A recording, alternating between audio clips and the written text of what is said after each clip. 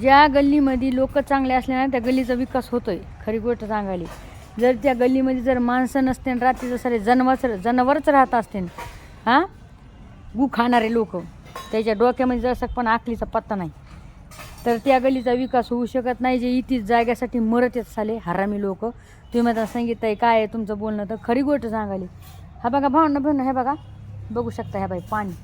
आता ह्या गल्लीमध्ये आहे ना पाणी जायला सुद्धा रस्ता नाही. पाणी जायला तर सोडा रस्ता, पण इथून आहे ना म्हणजे एक गाडीसुद्धा येऊ शकत नाही. आता रिक्षा तर सोडा, गाडीसुद्धा येऊ शकत नाही. का माहीत आहे का, ह्या लोकांमुळं. काही या गल्लीमध्ये असे लोक आहेत की साले गू खाणारे आहेत आणि त्यांना गल्लीचा विकास नको. याचे जीवन घेते मिळेल तिथंच तर फाडायला येतं.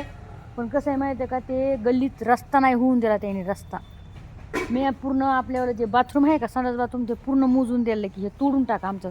मी स्वतः आमच्या आता मी उभं राहिले ते म्हणलं सर हे मोजून घेऊन जा आणि तुम्हाला किती लागते ना तर किती तोडा. संडास बाथरूम जर तोडायचं असलं ना तर आमचं तोडा. मी असं बोलले होते. पण ह्या लोकांनी आहे ना होऊ नाही दिलं भावना बहिणं संडास बाथरूम, म्हणजे हे रस्ता होऊ नाही दिला.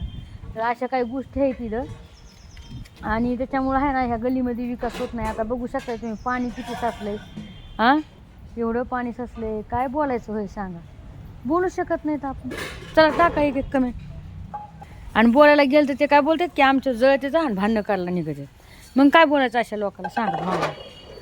हां, असं आपल्याला तरी काय पुढे राहायचं आहे. आपल्या इतके दिवस राहायचं आपण, कसे बी दिवस काढले तर इथं राहायचं नाही आपल्याला, दुसरीकडे घर घ्यायचं होय. त्याच्यासाठी मग चाललं आहे बाळपण, घरासाठी.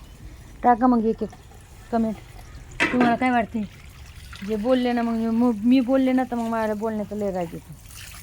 मग माझ्यावर पोलीस स्टेशनमध्ये केस करतात त्याला हरामी. खरं का खोटे भावना बहिणी.